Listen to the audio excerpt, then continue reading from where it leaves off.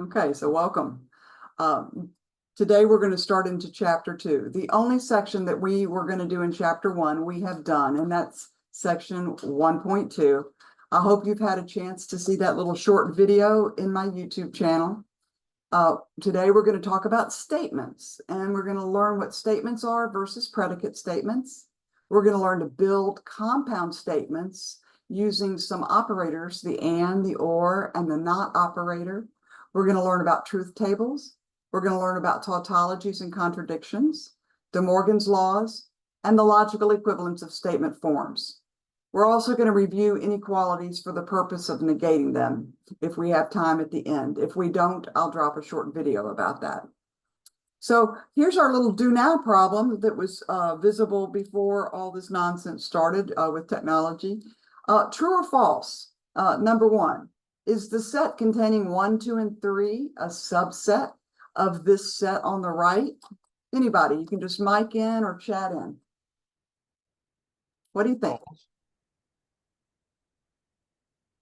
Is it false? It is false. And it's false because in order for this set on the left to be a subset of this set on the right, every element in this set would need to appear as an element in the set on the right. But we've learned there's a difference between the element that's just a number 1 and the element that is the set containing 1, right? So it fails immediately. 1 is not an element of the set on the right. In fact, none of the elements in this set on the left are elements of the set on the right, are they? Because there's a difference between just an element. Hi, Ronnie. Good. I'm glad you made it. And the set. Did I say hi to you earlier? Oh, okay, sorry. The numbers, just by themselves are different than the singleton sets that contain those numbers. Good. How about B? Is the set containing 1 and 2 an element of this set on the right? True or false?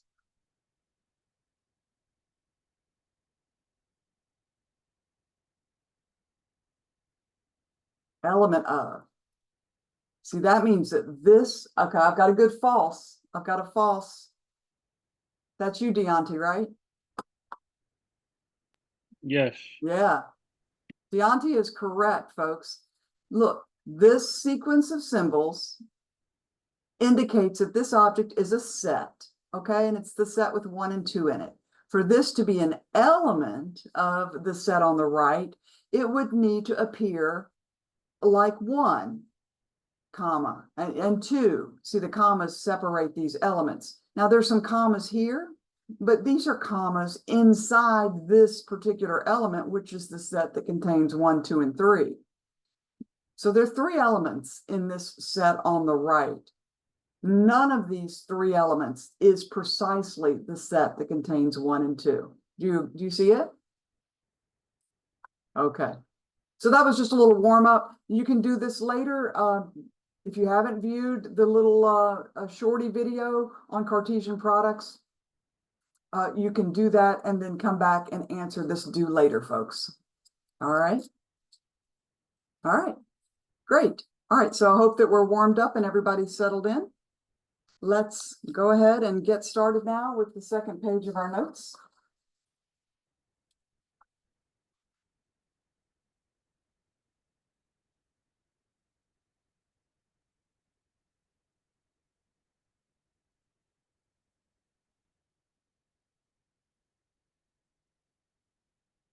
All right. So listen, we're going to talk about section 2.1 statements. We have 2 definitions to just get this party started. The first definition is, what is a statement? A statement is a sentence that has a truth value. What does that mean? Well, i.e., it is either true or false. And it has to be something we can all agree on. Okay? Now, the other definition that we want to play with immediately is a predicate statement. What is that? A predicate statement and that's also called just a predicate for short, is a sentence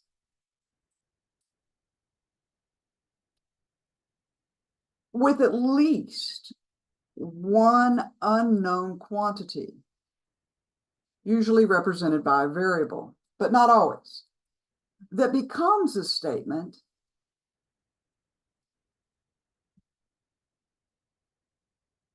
when a particular object or quantity or value is substituted in for that unknown. Variables representing unknowns are called predicate variables for obvious reasons.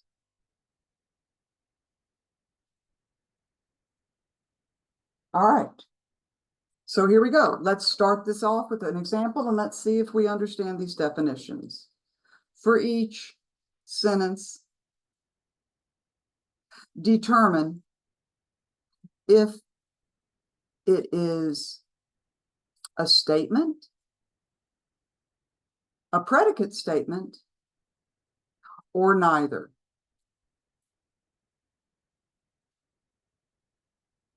So I'm just going to go ahead and start listing them, and you can start thinking about them. 32 equals 2 to the 5th. X equals 2 to the 5th. What time is it?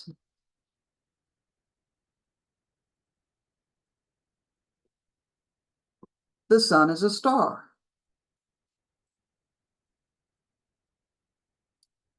She is a movie star.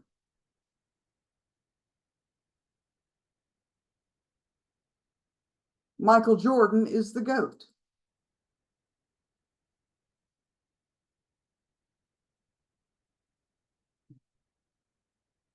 Zero equals 1. And let's wrap it up with the statement, just do it. The sentence, excuse me, not statement, sentence. All right, so we have our definitions and we have our examples. Let's get started. On number 1, what do you think? Is 32 equal to 2 to the 5th a statement, a predicate statement, or neither?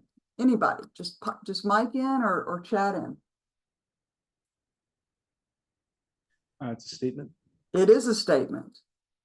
It's a statement because it says the number 32 is equal to 2 to the 5th. And of course, it's a true statement. Number 2, X equals 2 to the 5th. Statement, predicate statement, neither. Predicate. Don't get bored on me yet. Things will get more interesting, I promise. It's a statement. Predicate statement. Okay, Predicate I hear a vote for statement. statement. I hear a vote for predicate statement. Let me ask you this. How do we know whether this is true or not unless we know what X is? Okay, so good. See, that's why we're doing this, because it's fun and it's a nice way to just practice the concept, because there's some tricky ones. It's a predicate statement. We have a variable. Now, the minute we plug in a value for X, it becomes a statement, because then we can evaluate it. Everybody with me? Fantastic. What time is it? Statement, predicate statement, or neither? Neither. Neither. Who said neither? Me. Eric. Okay, me. I can't see you all at one time. So, is that you, Eric? Yeah. Okay, great. Yeah, it's neither, because it's a question. It doesn't have a truth value. Even if you responded with 6:51 p.m., oh my God, it's 6:51 p.m. What happened the first 15 minutes of class? Yeah, even if somebody responded with, the time that it really is, this is a question, not a statement, and it's certainly not a predicate. It's not like we could plug in and still have a question. We could turn it into a statement. It is 6:51 p.m. By the way, that just points out something about the philosophy of mathematics and pure logic. Some statements are temporal. In other words, they may be true at one moment, but not at another. We are not going to get into the ins and outs of these kinds of subtleties. We're going to try to keep it simple, okay? The sun is a star. Marcus, I can't see your head. Ahmed, Hossein, Matthew, Brianna, I can only see the very tops of your heads. Can you please adjust your cameras, Marcus, so I can see your head?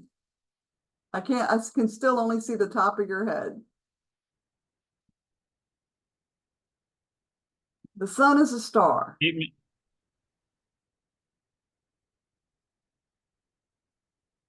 Statement, predicate statement, not a statement. Or Statement. not. Yeah, it's a statement. What's the truth value? True or false? Obviously, it's true. All right. She is a movie star. Statement. Who is she? Predicate. I guess not. It's a predicate statement because we don't know who she is. She is the unknown quantity. As soon as we put in a name, we could maybe argue that she is a movie star. And that gets to a finer point here. Michael Jordan is the GOAT. Number 23. You see, I think that's true, but there are going to be people in this room who may disagree with that. And I'll just tell you right now, this is not a statement. It's a matter, it's an opinion, right? It's a matter of opinion, not a matter of fact. So it's neither. It's an opinion, okay? A statement has to be something that we can all universally agree is either true or false. And that's the beauty of mathematics. There won't be any opinions, okay? It's going to be true or false when we're dealing with a statement. Number 7, 0 equals 1. Statement. It certainly is. And what's the truth value? False. It certainly is. It's a false statement. Statements are either true or false. Okay, last one, just to wrap this up. Just do it. Just do it. True or false? Statement, predicate statement, or neither? Neither. It is neither. It's neither. It's a command. So questions and commands are not statements. The sun is a star is a statement. Michael Jordan is the GOAT is not a statement. Okay. Any questions? All right. Now, what we'd like to do is take atomic statements and build larger compound statements from them. For example, 32 equals 2 to the 5th is an atomic statement. It's like a little Lego that you wouldn't crack with a hammer. You know, that's not the way we play with Legos. You would take that Lego and you would stick it with other Legos to build something bigger. Okay, there's nothing we can take away from this and say this is, a statement by itself. Like 32 by itself is not a statement, okay? 2 to the 5th by itself is not a statement. Stick an equal sign between them, and lo and behold, we have a bona fide statement, all right? So what I'd like to do is show you now a chart, and we're going to discuss what this chart means. This chart is about building compound statements. All right, so to play this game, we're going to give ourselves 3 letters, P, Q, and R, and they're going to represent statements. You can think of them as atomic statements. They can actually also be compound, but let's just imagine for the moment that we're just looking at very simple atomic statements. We have 3 operators. So here's the chart. We're going to have the name of the operator, the name of the compound statement that gets constructed when we use the operator. Here's the notation. And here is the rule that explains when this new statement is true or false. So let's just go through this together. The first operator is called the AND operator, and it builds what we understand even in ordinary English as a conjunction. Now listen, The and operator in logic is used precisely the way that we use and in ordinary English. For example, if Ahmed says, I'm going to study tonight and I'm going to eat dinner, we understand that that's true if Ahmed does both, right? That's our ordinary interpretation of the conjunction with the and. So the rule is, and by the way, notice this new notation. You can remember this is the and because it looks like a capital A with the crossbar disappeared, okay? So that can help you remember. This means and. An and statement, P and Q, is true only if both components, these are called the components, only if both components are true. Just like ordinary English. Now, the or is a little different from what we use in ordinary English. In ordinary English, if I say to you, I'm going to have either a pizza or a sub for dinner tonight, or if I just say, I'm going to have pizza or a sub for dinner tonight, the way that you will probably understand that to mean what we call the XOR. I'm going to have a pizza or I'm going to have a sub, but you don't think about the or as meaning or both. Because our normal English interpretation using the word or is as if it's an exclusive or, that the or operated statement is only true if one or the other of the components is true. But that is not what we are going to be using. We're going to use the inclusive or. And we're going to create a statement called a disjunction. Here's the notation. The or operator is an upside down and operator, okay? So if you can remember the and, then you know which one the or is. And P or Q is true if P is true, or Q is true, or both, because this is not the XOR. So the statement, I'm going to have a pizza or a sub tonight, is true if I have a pizza or a sub or both when I'm using the inclusive or. You see, folks, when we use symbolic logic, we create a universe of possibilities, a universe of possible statements. We are choosing, because the author of this book has chosen, to use the and, the or, and the not. And the universe that we can build with those operators actually happens to be the same as the universe that we could build if we only used, for example, the and the XOR. Like, so at the get-go, we make a choice. What are we going to use to build our universe of logic? We're going to use the and, the or, the inclusive or, and the not. Notice that the and operator and the or operator fit between two components. These are called binary operators for exactly that reason, bi being the Latin root for two, like bicycle. So and or are binary operators, but the not operator is a unary operator, as in unicycle, one wheel. It's an operator that only gets applied to a single variable. Think about the not operator as the gate that will flip a bit. If a hot wire is going into the not gate flips it, and the output would be a cold wire. You know, if a cold wire is going into a not gate, then the output would be a hot wire. Okay, so it flips the bit. It flips true to false and false to true. So the symbol that we're going to use in this book is the tilde. Okay, so we read this not P.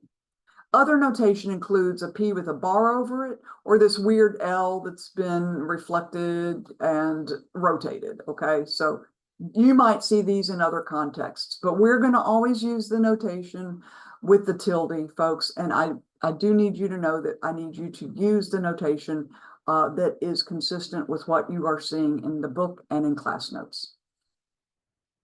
So the rule for when not P is true or false is exactly what you think it is. Not P has the opposite truth value from P. Okay, questions? Okay, great. Now, here's just a little cautionary thing. If a statement form has an and an or operator, if it has and or operators, we must use parentheses to indicate which operator is executed first. In other words, if we have P and Q or R with no parentheses, this is ambiguous.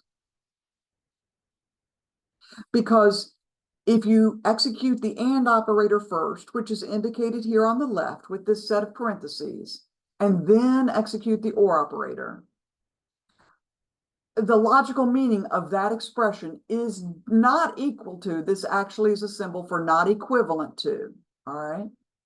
It is not equivalent to what you get if you first execute the or and then execute the and between the P and the Q or R, okay? This is a sneak preview. It's sort of the chicken and the egg. We're going to talk formally about this symbol. It's a triple equal sign with a slash through it.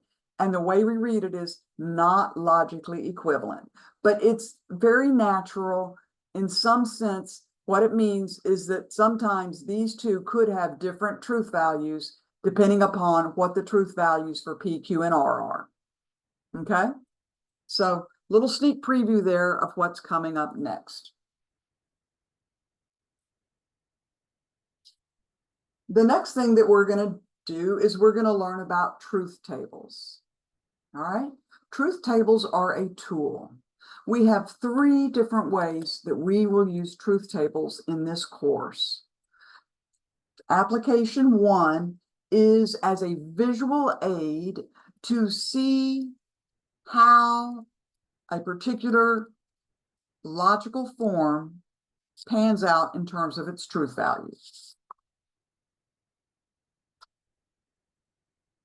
Our next topic is truth tables. So we're going to look at application number 1 of a truth table. It's a visual aid to see how we evaluate a statement form. In other words, how we figure out if a statement form is true or false under different circumstances. Now here, P and Q represent statements. This is a truth table for a 2-variable situation. We have P, we have Q, all right? Now P could be true or false. Q can be true or false. In order to set up the truth table, this is the canonical setup that I want you to use. Under P, we're going to write true, true, false, false. Under Q, we're going to write true, false, true, false. The reason we do this is because it is the lexicographical ordering for such a table. What do I mean? It is the logical, alphabetical way to do this. Okay, true always comes first. So you have to understand that much logic. That's not alphabetical in the sense that the P comes first before the Q. So you write your variables in alphabetical order, and then in the case that there are 2 of them, there are 4 different ways to mix and match their truth values. Now, to understand this, I'm going to just do what I would call board notes. If I was standing in front of the classroom, I would just be doing this on the blackboard. So here's the root of a tree, and here's P. P can take on the values true or false, right? Now we want to add the possibility of a Q. Well, Q could be true or false in both of these 2 cases. You see how we get 4 different pathways from the root to a node or a leaf in this tree? It could be P is true and Q is true. So that's when we get the row where it's true, true. Or it could be that P is true and Q is false. Or it could be that P is false and Q is true. Or it could be that they're both false. You see what I mean? So when we set up our truth table in this canonical way, then everybody's looking at the same truth table. And you are always looking at the same truth table. And this becomes quite important in our second application of truth tables. But let's finish with our first application of truth tables. This is a quickie view of the rule for evaluating P and Q. When P and Q are both true, P and Q is true, right? So in row 1, P and Q is true. Let's look at row 2. See, in row 2, P is true, but Q is not. So the AND operated statement is false. In row 3, P and Q is false, this time because P was false. And of course, in row 4, P and Q is false. In fact, it's in some sense very false. It's very false, but you know, this is not a fuzzy logic course. I do teach a graduate course in fuzzy logic, and it's a lot of fun, but we're just using the binary true or false, okay? So you can see P and Q is not true very often. In order for it to be true, both components have to be true. Questions?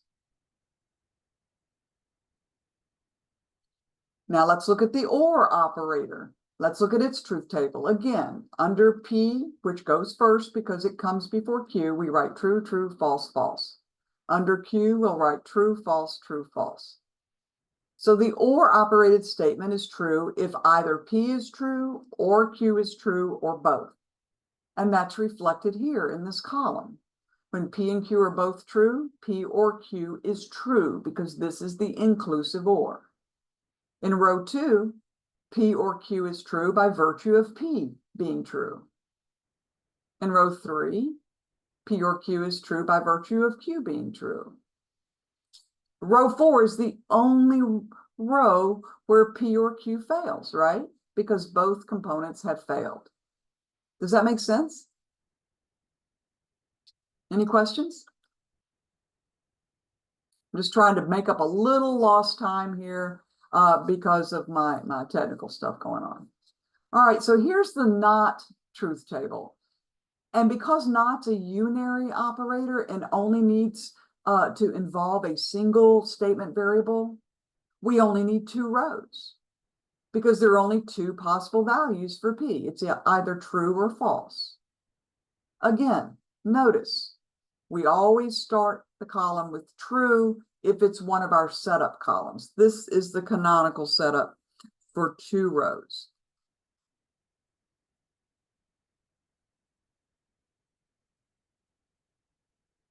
And the not operator just flips the bit. True becomes false and false becomes true. Questions? So this is one application of a truth table. So if you're asked to create the truth table for a particular expression, then this is what you would do. You would set it up depending upon how many variables you have, and then work through the columns. And I'm going to show you an example of that here in a minute. We're going to look at a couple more examples. But let me just ask you this. How many rows do you think the truth table would need if we had 3 statement variables, P, Q, and R? I'm going to show you this again. What if we had a P and a Q and an R?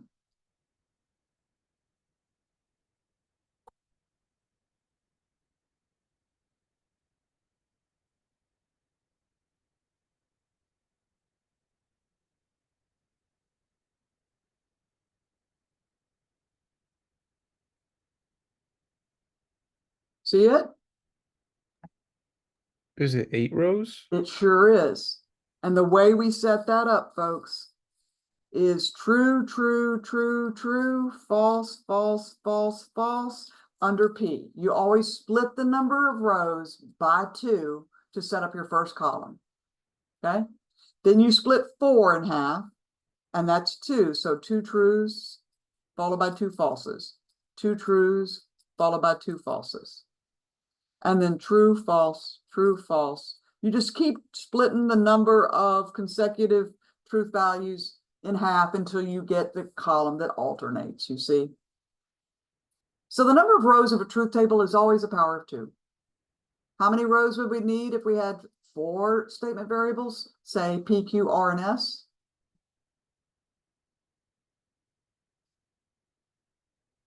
16. 16. Yep, 16. And I promise I won't do that to you, okay? That's my promise to you. All right, so here's a couple of definitions that we're going to need now to play this next game. A tautology, that's what we're defining, is a statement that's always true. And it's denoted by a lowercase script t for tautology, obviously. A contradiction is a statement that is always false. Now, these next bit of notes are already written, but I'm going to write them separately, and they'll be scanned as part of this page, but I'm going to go ahead now and do this with you together as a challenge. Let's see if everybody's getting the drift here. Let's do this together. All right, so the challenge is to complete the columns in this truth table. By the way, the shorthand for a truth table is TT. All right.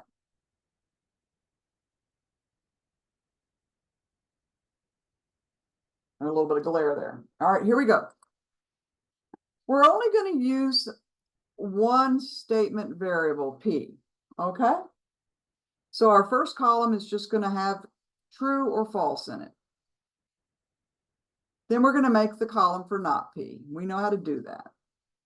Then we're going to make the column for a tautology. Then for a contradiction. Then we're going to look at P ANDed with a tautology, P or a tautology, P and a contradiction, and P or a contradiction. And you know what we're going to do? We're going to use this as a segue into a discussion about what it means for statements to be logically equivalent, because some of these columns are going to turn out to be looking the same. When that happens, it means the statement forms that are the labels of the columns are actually logically equivalent statement forms. We're going to get that definition formally momentarily. But for right now, let's just play the game. So what do we put under not P? Everybody knows. We just flipped a bit. It's false, true, right? Okay. Now I can show the definitions of tautology and contradiction here.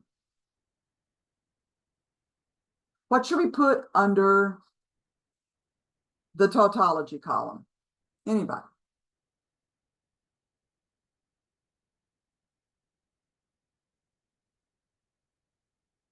True. Two That's truths. right. Yeah, two truths. It's always true. Now listen, folks, this table's only got 2 rows. But if we had to have a column for a tautology in a 16-row truth table, all of the entries would be true, okay? So no matter how many rows you've got in your truth table, if you have a tautology column, you'll always fill that column with truths. Got it? So what should we put under the contradiction? False. Just Yeah. false. All false. Very good. All right, here we go. P and a tautology. Row 1. What should we put? We're going to P, which is true, ANDed with a tautology. So true and true. True. Good. Row 2. P and a tautology.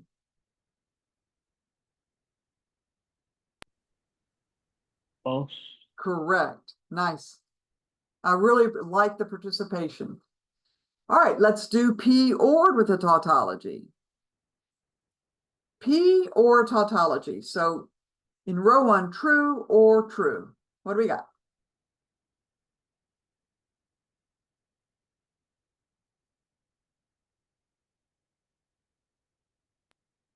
Isn't it all true? It is. This is true. And false or with true is also true. So notice something interesting happening. These are logically equivalent columns. These are identical columns. P is logically equivalent to P and T is logically equivalent to P or T because their columns are identical.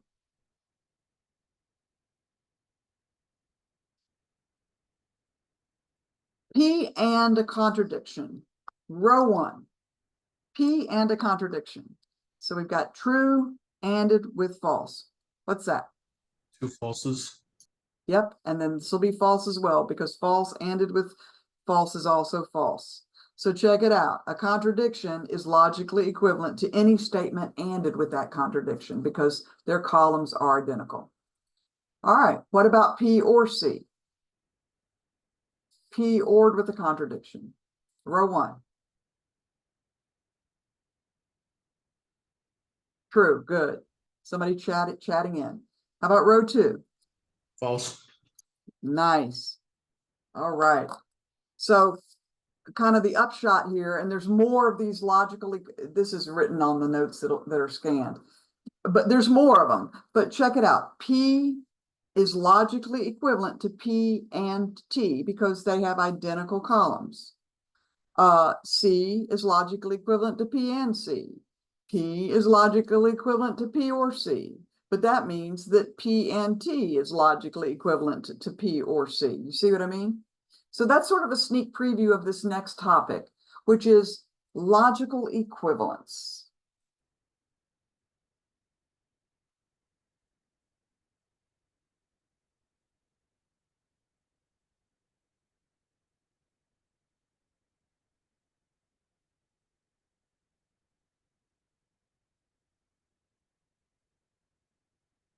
All right, so here's our definition, folks.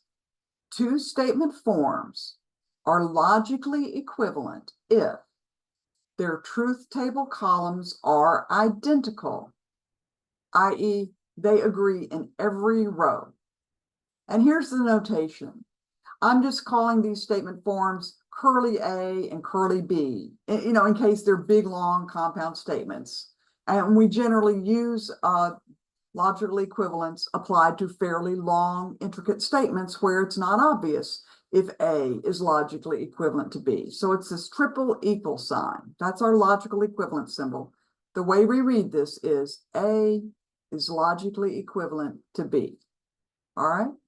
So more truth tables, folks. Here's our next application.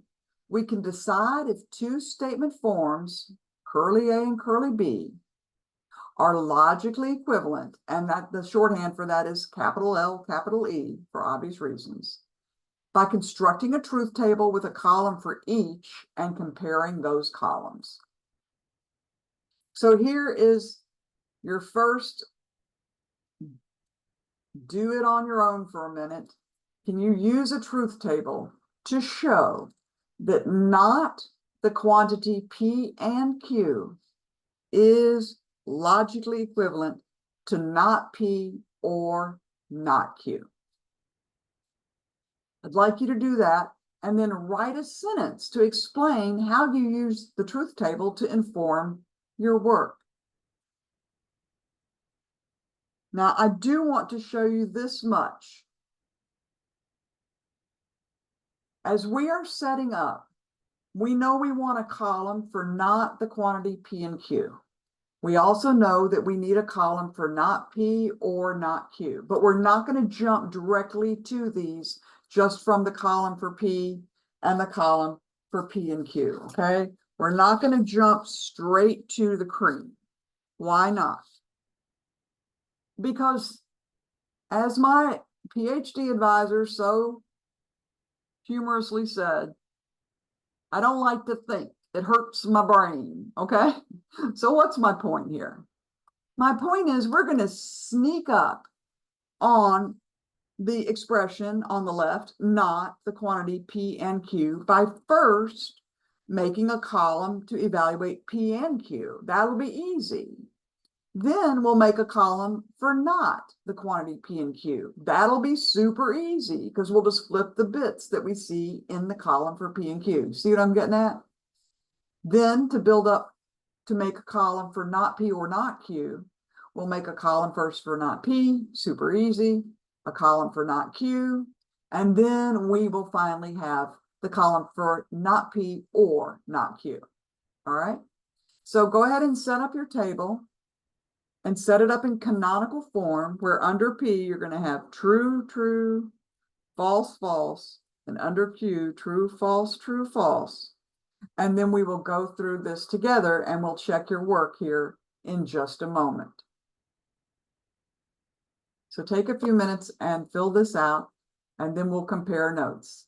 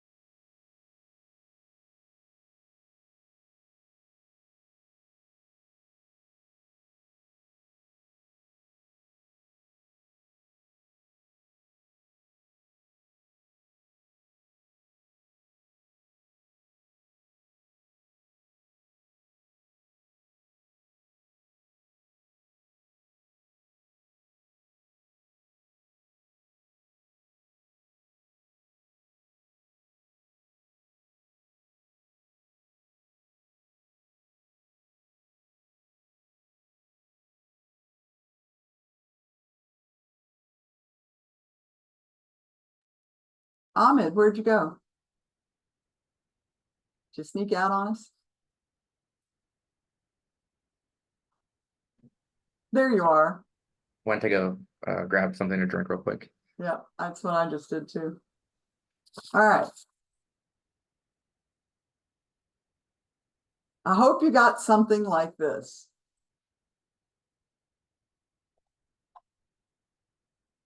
It's super easy to evaluate the and operated P and Q because we know it's only true in row 1.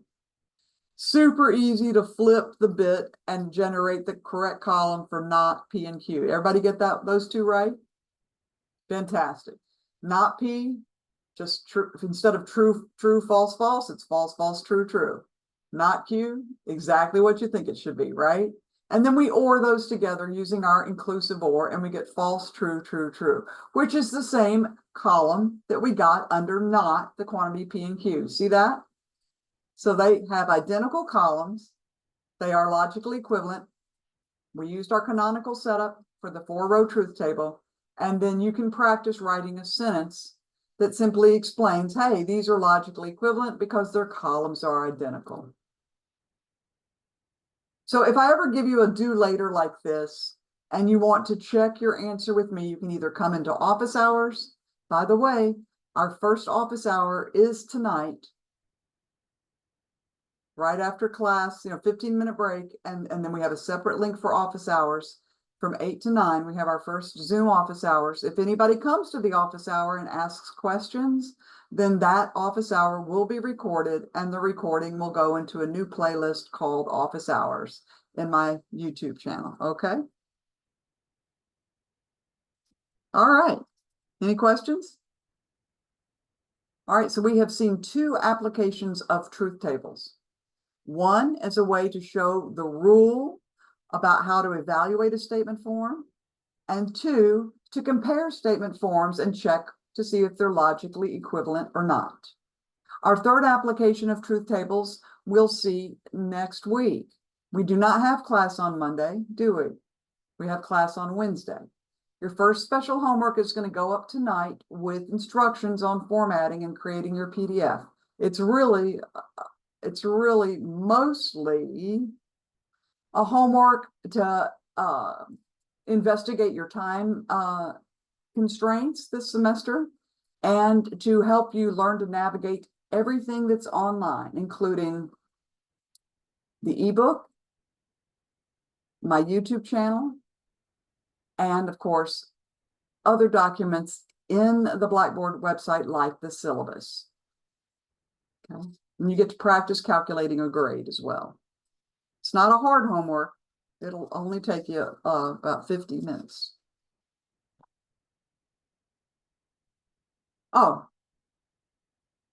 This statement, this is actually a segue into the next topic. This logical equivalence is something special. It basically tells us how to distribute the not operator across the and operator.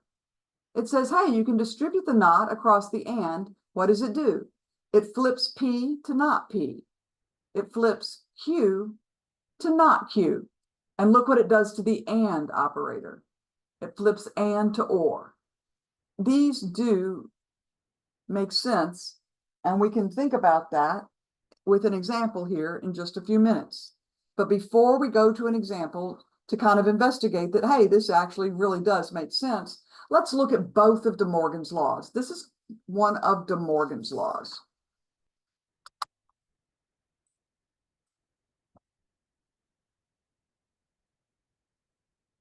DeMorgan's laws.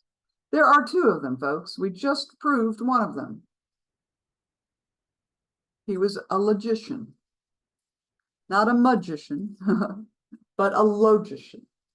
The first one says, not the quantity P and Q is logically equivalent to not P or not Q. The second one discusses distributing the not across an or operated statement, not the quantity P or Q.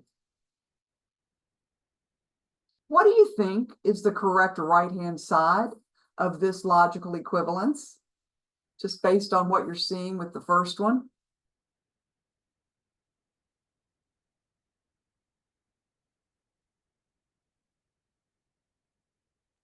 Not P and not Q. Exactly, not P.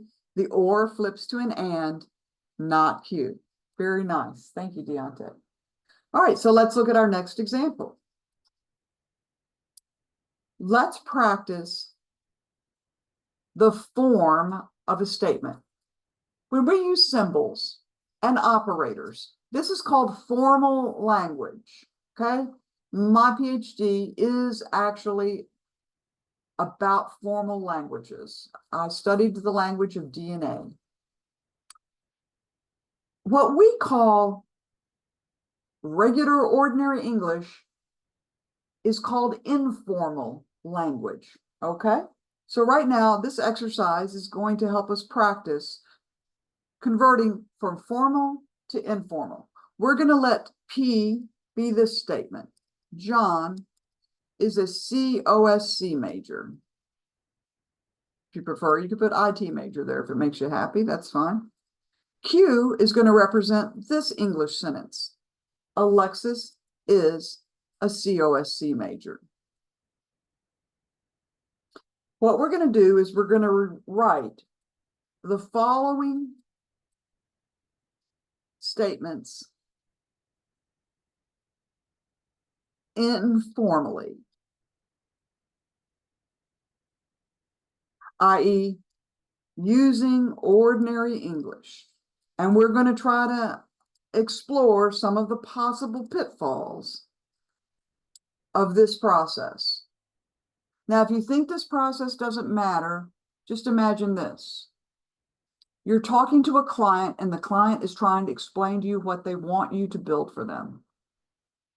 Part of your job, folks, is going to be to listen carefully to what the client says and then repeat to the client what you think they actually mean. You're going to find that you're going to be dealing with clients that do not really understand logic. And half your battle before you even start building whatever it is you're building for them, whether it be a network or a GUI or an app, half your battle is to figure out what do they really mean. When they say this, do they really mean what they're saying, or do they mean something slightly different because they don't really understand English?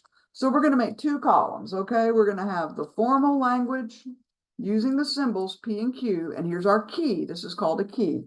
And then we're going to write the informal, ordinary English sentence, and we're going to try to generate more than one solution for several of these, because it's good to see different solutions. There's more than one way to peel an orange. Okay, let's start simple. P and Q. Anybody want to take a stab at just an ordinary English sentence that would mean the same thing as P and Q?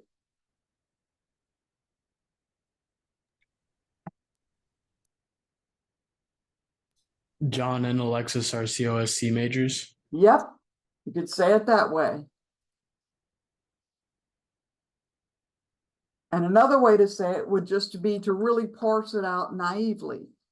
I'm going to write them both. I'm going to write what you said second, just because it agrees with the notes. Another way to say it is John is a COSC major and Alexis is a COSC major, but we don't really talk like that, do we? It's perfectly correct, and it is even, grammatically correct English, but we're more likely to say what you said. John and Alexis are, and you might say both, you don't have to, COSC majors, but it's more likely we would say what you said. Everybody with me? Great. Now here's one that's things are going to get a little tricky. Let's put a not in front of the quantity P and Q.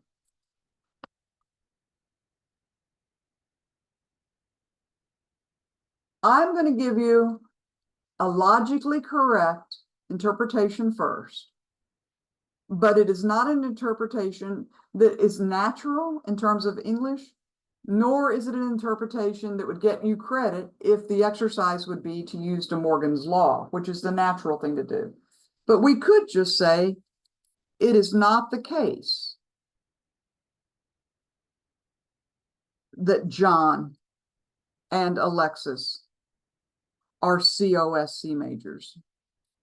That's correct, but nobody talks like that.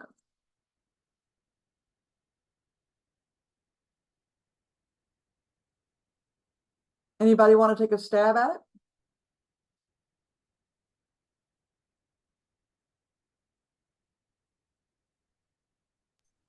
John and Alexis are not COSC majors.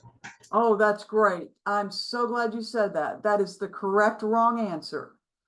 And in fact, that's exactly what I was hoping somebody would say. So we're going to do a caution here, and we're going to discuss why John and Alexis are not COSC majors is not logically equivalent to what we want. Let's think about what this means.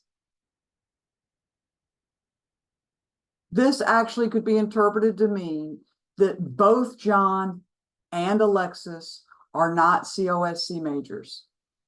You see what I mean? And that's not actually what not the quantity P and Q means. Remember, when we negate an and statement, it's not logically equivalent to not P and not Q. It's logically equivalent to not P or not Q, okay? In order for this to be true, we don't need both John and Alexis to not be COSC majors. Now, that could be why it's true, but it doesn't have to be that they're both not COSC majors. You see what I mean? This will fail. No, P and Q fails if we have either John or Alexis or both not being COSC majors. So a correct other solution would be John is not a COSC major, or Alexis is not a COSC major.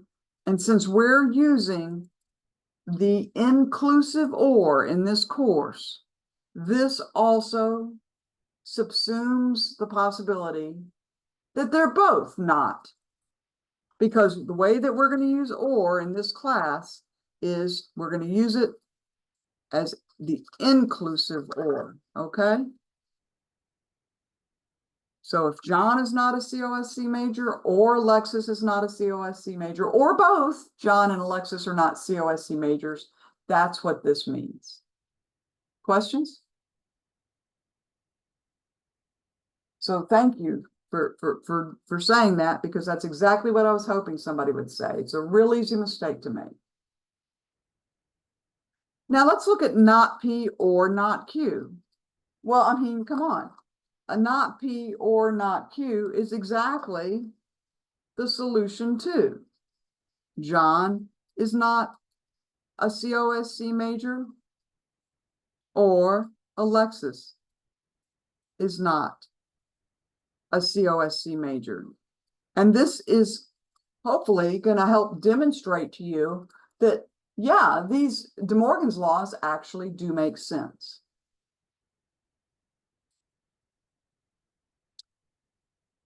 I'd like you to do these later to explore why the second DeMorgan's law also makes sense. All right, so later, go ahead and practice writing a sentence for P or Q, a sentence for not the quantity P or Q, and a sentence for not P and not Q.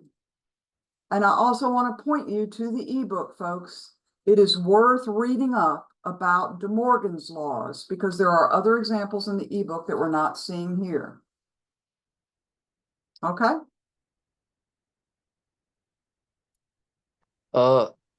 Professor, Yes.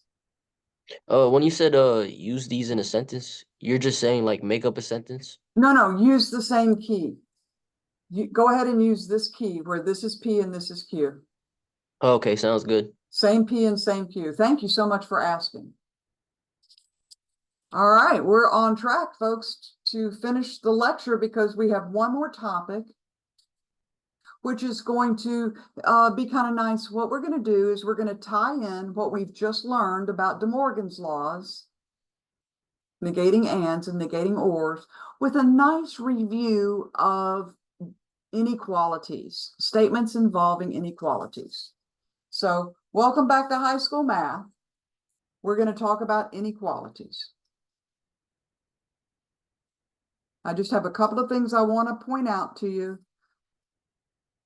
so that you are on the same page. So here's our last example for the evening. So we're going to let A and B, little a and little b, represent real numbers. We're going to be talking about intervals notation. And in this example, I'm going to make two columns. We are going to look at two kinds of inequality statements. Little a is less than x is less than b is one of them. And the other one is x is less than or equal to a, or x is greater than b. Okay? Now, when we see a double inequality, a is less than x is less than b, that means an and statement. It's shorthand for a is less than x and x is less than b. Okay? That's the first thing to understand. This is an or statement, obviously. It means exactly what it says. Now, in high school, if you were asked to draw on the number line and shade the region of the number line that represents x, you may have been taught to use open holes because this is a less than and this is a less than, so that we're not including a and we're not including b. X would be any value in between, right? So these are our possible values for x. This is shaded area, okay? Now over here, here's A, here's B. This first statement, see, this is a compound statement as well, but it's more obvious. It says x is less than or equal to a. So the possibility of x equal to a would have led you to put a closed hole here, right? And then shade to the left because x is either equal to a or less than a. Or x could be strictly greater than b. This is just an example. There are lots of them. But we would open hole it because we're not going to allow equal to. We're only going to shade that region of the number line that's strictly greater than b. Okay? So our possible values for x are here and here. Everybody with me? If we use interval notation,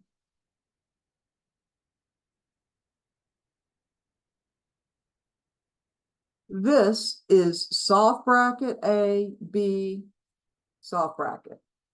We use the soft bracket because we're not allowing the inclusion of A and B here, okay?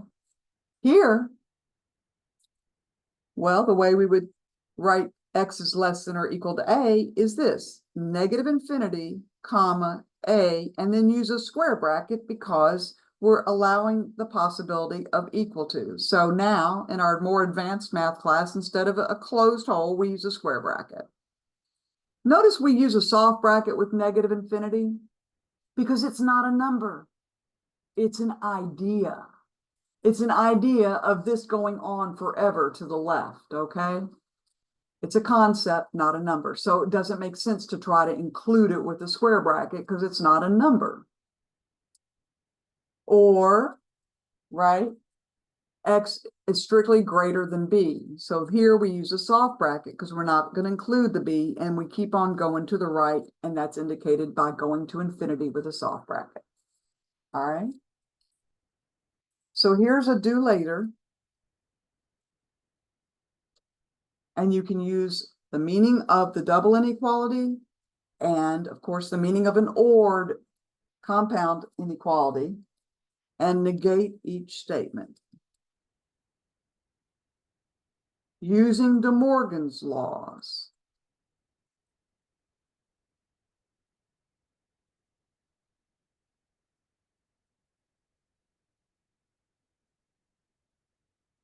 And what I'm going to ask you to do is to write your answer either as an OR statement or double inequality.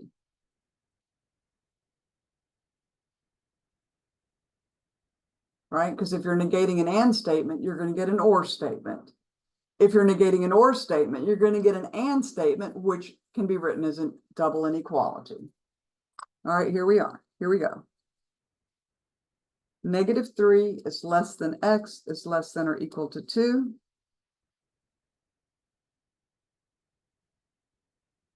X is less than or equal to -1, or x is greater than or equal to 5. So I've switched it up a little bit. I've made both of these inclusive, including the endpoint. So that'll affect your, whether you write it as less than or equal to, or just strictly less than or greater than. And here's a big fat hint, folks. Just to remind, how do we negate something like A is less than X? Or A, is greater than B? To negate this, that X is, say, greater than A, doesn't really matter what variable I use. That really means that X is less than or equal to A. Because if X is not greater than A, it could be equal to A or it's less than A. Similarly, if it's not true that X is, say, less than or equal to B, this is not a complete list, okay? I'm just trying to show you the essentials. What does that really mean? If it's not true that X is less than or equal to B, well, it means that X is greater than B. See what I mean? So you can put 2 and 2 together. You can use this sort of idea with negating inequalities, or these sorts of ideas, as well as using DeMorgan's laws to rewrite these as either or statements or double inequalities. And this will be reflected in the next WebAssign homework set on section 2.1. There'll be a couple of these from WebAssign. So this is practice. Any questions?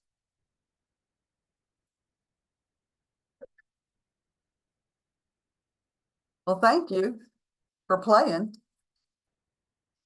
Oops.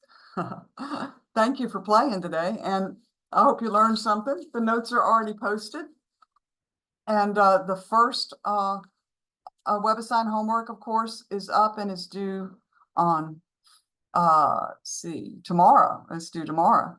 And the second one will be due on Sunday. Okay. They'll always be due on Thursdays and Sundays, okay, since we meet on Mondays and Wednesdays. The first special homework will be due right before class on Wednesday. Okay. All right, I'll get that up right after class. I'll stick around for a few minutes in case anybody's got a question. And then I gotta log out and start the office hour at 8. I'll be shooting out an announcement just to remind people that we have an office hour tonight. If you're having some kind of difficulties with anything, you can come in and I can try to help you with that. All right. I'm going to stop recording now, but I'll stick around for a few minutes in case anybody's got